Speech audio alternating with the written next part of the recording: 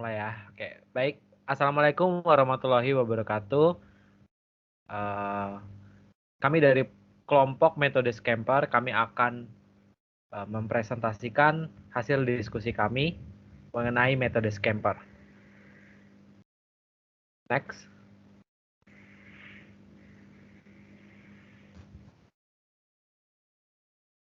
Baik. Saya akan memperkenalkan anggota kelompok kami. Yang pertama ada RM Temi Arif Hidayat, kemudian ada Nayunda Satria Maharani, kemudian ada Muhammad Ansari, dan yang terakhir saya sendiri David Sonatalindo. Slide selanjutnya.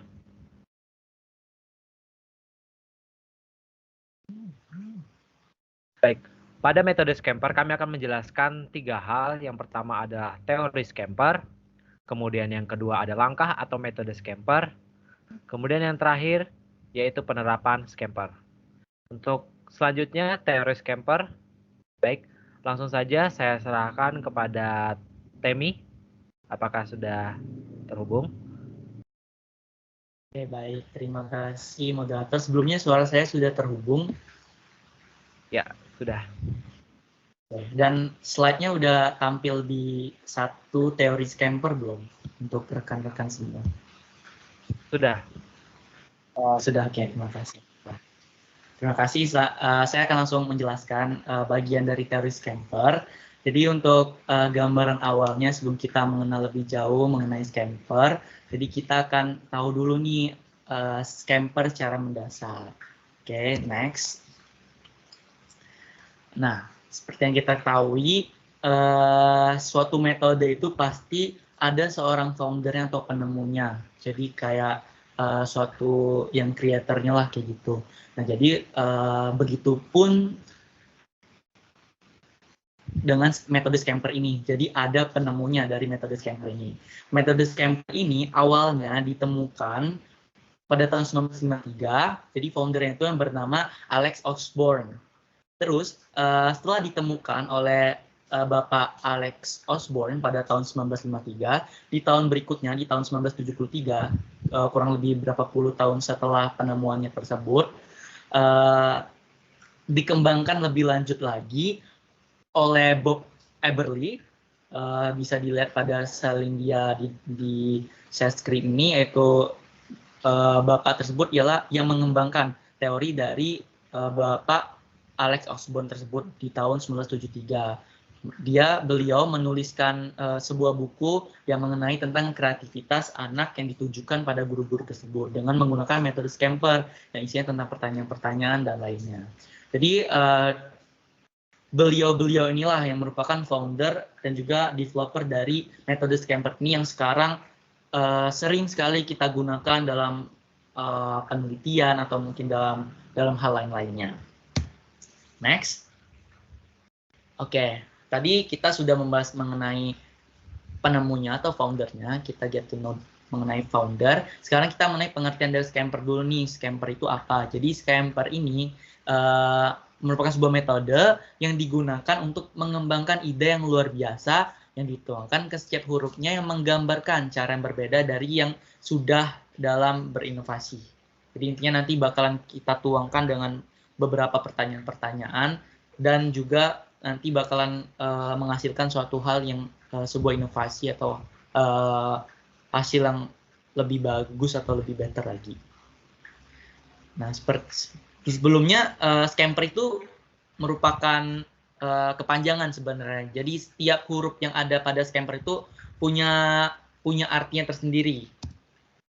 Next. Jadi makna Scamper itu seperti yang kita ketahui, Scamper itu memiliki 7 huruf yang itu berarti itu memiliki makna tersendirinya. Jadi untuk S itu mewakilkan untuk substitute, yang artinya itu mensubstitusikan atau menggantikan. Terus C atau C-nya itu adalah combine, kombinasi. A itu adalah adapt atau adaptasi.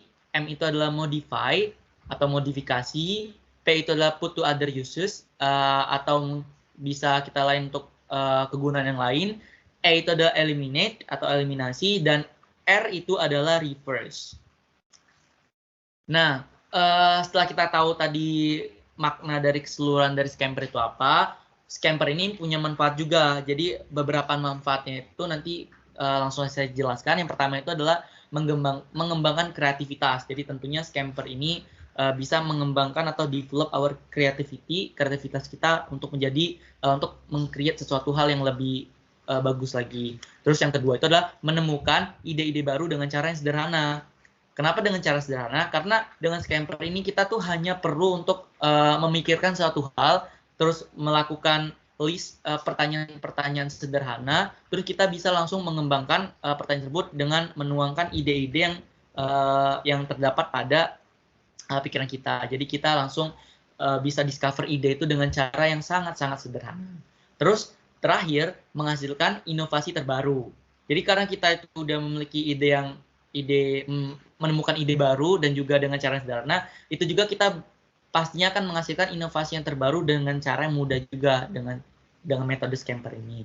Jadi itulah untuk manfaat-manfaat dari metode Scamper tersebut dan juga teori-teori dasar yang telah kita jelaskan tadi.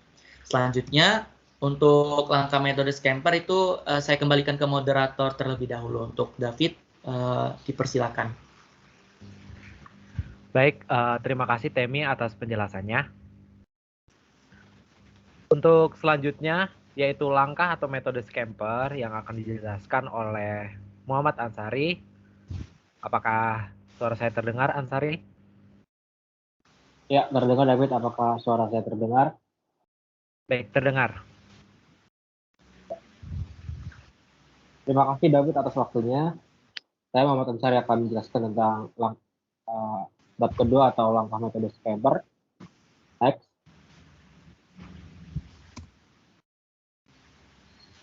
Langkah Scamper yang pertama adalah substitusi yang memiliki arti dapat berarti mengganti beberapa hal, misalnya komponen produk, bahan-bahan, material, dan mesin. Penggantian tersebut dilakukan setelah mempelajari produk pesaing dan mempelajari tren yang ada. Next.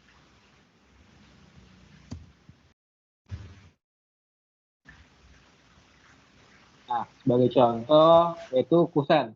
Yang dulunya kusen berbahan dasar kayu, ini kusen dapat memakai bahan dasar baja ringan. Next.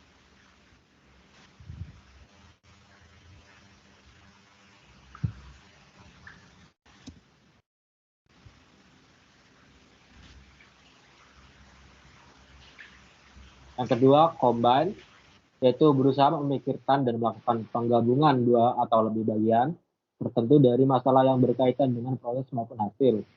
Pembelajaran untuk menciptakan proses atau hasil yang berbeda. Next.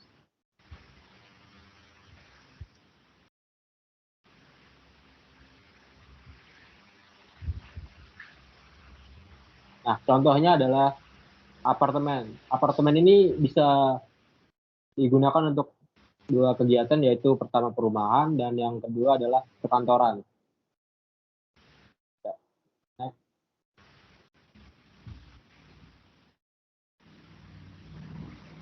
Next. Extend.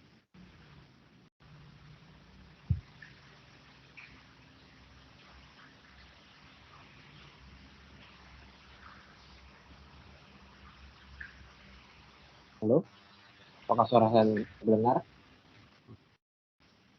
Sudah terdengar. Yang ketiga ada.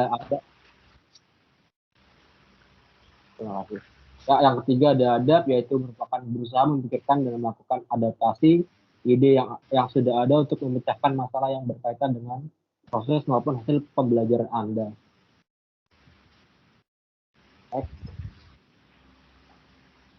Nah, contohnya adalah iBook, yang dulunya kita setiap ke sekolah, ke perkantoran, membawa buku-buku yang tebal dan berat.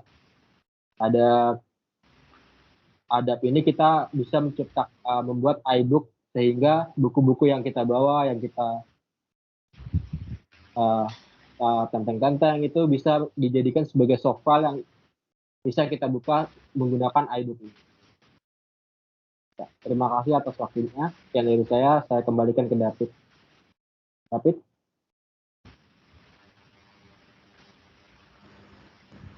Ya, Baik, terima kasih Ansari atas penjelasannya. Kemudian untuk selanjutnya akan dijelaskan oleh Nayunda. Halo Nay, apakah sudah terhubung? Ya, halo David. Apakah suara saya sudah terdengar? Ya, terdengar jelas. Oke, kasih. Nah, teman-teman, selanjutnya nih saya akan menjelaskan bagian dari scamper sendiri. Selanjutnya yaitu seperti modify.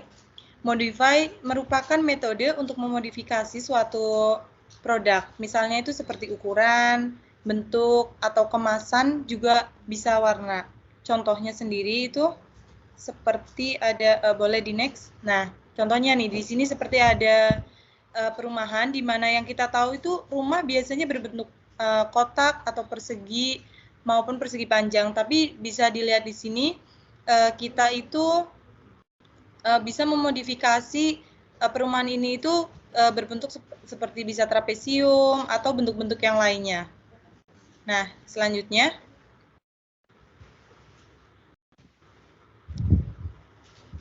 Nah, selanjutnya ini ada put to other use. Maksudnya ini put to other use sendiri itu maksudnya dapat memanfaatkan produk untuk digunakan kepada hal-hal yang berbeda selain dari penggunaan yang sudah ada, sehingga produk tersebut itu dapat digunakan secara multifungsi. Nah, contohnya, nah di sini terdapat contoh rumah yang memiliki kolam renang.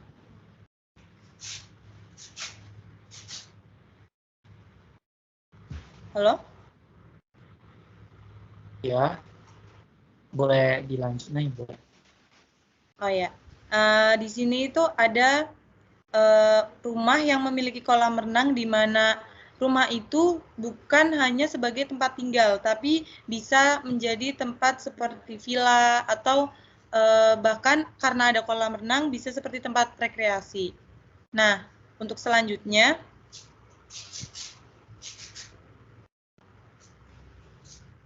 ya untuk selanjutnya itu ada eliminate, merupakan berusaha memikirkan dan melakukan penyederhanaan atau pengurangan, menghilangkan komponen-komponen tertentu sehingga kita itu dapat lebih fokus pada bagian atau fungsi yang paling penting dari komponen-komponen itu. Contohnya sendiri yaitu itu seperti rumah yang ada di gambar, di mana biasanya kita memerlukan ruangan atau rumah yang lebih besar ke samping, tapi karena kita eliminate rumahnya itu menjadi tingkat 2 gitu. Baik, untuk selanjutnya ada reverse. Reverse merupakan berusaha memikirkan dan melakukan upaya penyusunan atau penataan ulang yang berbeda dari komponen atau prosedur yang sudah ada. Nah, sehingga dapat memberikan nilai tambah dibandingkan dengan sebelumnya. Contohnya sendiri yaitu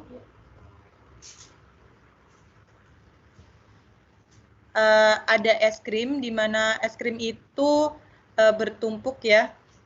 Jadi tuh kita seperti membuat es krim di mana menggunakan cornnya dulu, baru di atasnya itu ditumpuk es krim dengan ukuran yang berbeda-beda seperti itu. Baik, next. Nah, untuk yang ketiga atau penerapan scamper sendiri, saya kembalikan lagi ke moderator Davidson. Apakah sudah terhubung? Baik, terima kasih Nayunda atas penjelasannya. Baik, untuk selanjutnya adalah penerapan dari metode scamper. Untuk penerapan metode scamper yang selanjutnya ini, kita ambil dari, kami mengambil contoh dari perusahaan Apple yang yang menerapkan metode scamper. Nah, siapa sih yang nggak tahu ya perusahaan Apple ya? Perusahaan Apple ini dulu bernama Apple Computer yang merupakan produsen komputer pribadi peripheral komputer, dan juga perangkat lunak komputer di Amerika. Nah, Apple adalah perusahaan personal atau personal PC, personal komputer atau komputer pribadi pertama yang berhasil dan telah mempopulerkan antarmuka pengguna grafis. Nah, bisa selanjutnya untuk penerapan yang dilakukan perusahaan Apple, ya, penerapan Scamper pada Apple. Nah, seperti yang kita ketahui bahwa Scamper tadi memiliki singkatannya ya. Yang pertama itu ada substitute. Nah, yang pertama ini mengganti mouse dengan produk bernama Magic Trackpad. Itu untuk substitute. Yang kedua ada combine, yaitu menciptakan fitur iTunes, yaitu kombinasi antara musik player dan downloader. Kemudian ada adapt, terdapat fitur iBook yang dapat mengadaptasikan dari buku secara fisik. Kemudian selanjutnya ada modify, memodifikasi bentuk iPod tersebut. Kemudian ada put to other uses, yaitu iPod yang harusnya ditujukan untuk kalangan musik saja, namun sekarang dapat digunakan oleh semua kalangan. Kemudian eliminate, itu membuat fitur time capsule. Kemudian yang terakhir yang reverse, itu rearrange iPod Classic yang bentuknya awalnya kecil menjadi iPod Touch yang lebih lebar. Next.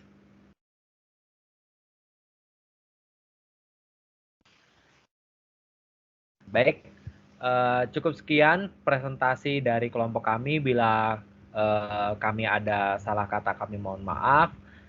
Dan bila ada kekurangan, kami juga mohon maaf. Kami pamit undur diri. Assalamualaikum warahmatullahi wabarakatuh.